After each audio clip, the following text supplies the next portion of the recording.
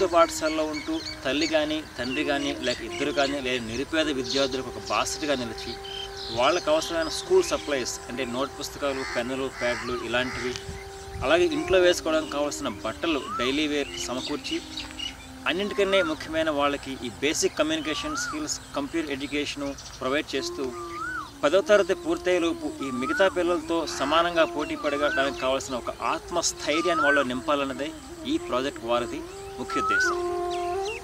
ఇలాంటి పిల్లల్లో 99% మంది అనాథలు, అంటే ఇంట్లో తల్లి తండ్రి లేకుండా అమ్మమ్మ, తాతయ్య, నానమ్మ వీళ్ళ సంరక్షణలో ఉంటూ చదువుకుంటున్నారు.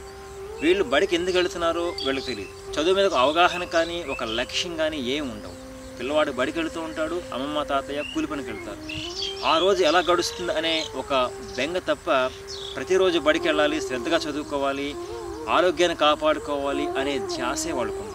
మా నాన్నగారు 8th క్లాస్లోనే చనిపోయారు. మా అమ్మగారు ఎలా చదివించారో కూడా నేను ఆలోచించాను. ఇలా హెల్ప్ చేయకపోతే నేను చదివేదాన్ని కాదేమో. ఇప్పుడు ఏ షాప్లో పని చేసుకుంటాను. 3 సంవత్సరాలు ఉంటాయి నాకు. మా అమ్మ మా నాన్నగారు చనిపోయారు.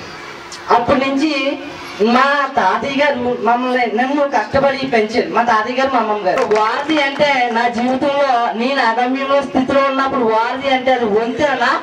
నాకు వంతుని చూపించారు సార్. అదిగో నీ గమ్యం, అదే నీ గమ్యం, నువ్వు చదువు బాగా చదువు. నాకు ఇచ్చినటువంటి దుస్తుల కన్నా పుస్తకాల కన్నా అన్నిటికంటే నిర్ణయం ఏంటంటే నిజంగా వాళ్ళు చెప్పినట్టు ఆత్మస్థైర్యం ఇచ్చారు. మాకు సెల్ఫ్ కాన్ఫిడెన్స్ లెవెల్ బాగా పెరిగాయి. వారి నమ్మకాన్ని నేను వంచకుండా జీవితంలో ఒక స్థాయికి చేరుకుని మాలాంటి విద్యార్థులను ఎంతమందిని చదివిస్తానని సభాముఖంగా తెలియజేస్తున్నాను.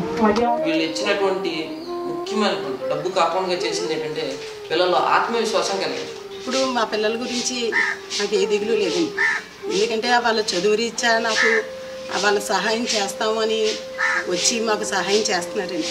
10 రూపాయలు లేనిది పెన్ను రావట్లేదు.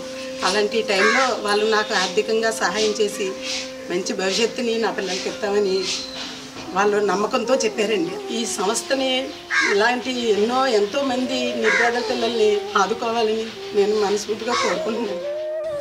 స్పందించే దాతలకు, మహానుభావులకు మా విజ్ఞప్తి ఏంటంటే, మేము చేస్తున్న ఈ చిన్న ప్రయత్నంలో మీరు భాగస్వామ్యం కండి. ఈ చిన్నారులను చేదోరుగా ఉండడానికి మీకు చేతనైన సాయం చేయండి. చివరిగా ఒక విషయం, ఇలాంటి పిల్లలకు లేని వనరులు మనకు ఉండడం మూలన వాళ్లకు రాని అవకాశాలు మనకు రావడం వల్ల మాత్రమే మనలో చాలామంది ఈ స్థాయికి చేరుకున్నారు. అంటే మన ఎదుగుదలలో వాళ్ళ పాత్ర కూడా ఉంది, అది మనకు తెలుసు. ఆ విషయాన్ని గుర్తుపెట్టుకుందాం, ఆలోచిద్దాం, స్పందిద్దాం. కనీసం మన పరిధిలో ఉన్న కొన్ని జీవితాలైనా సరే వెలిగిద్దాం. తానా ఫౌండేషన్ ముఖ్య ఉద్దేశం ఏంటంటే, we care, we share, we serve the needy.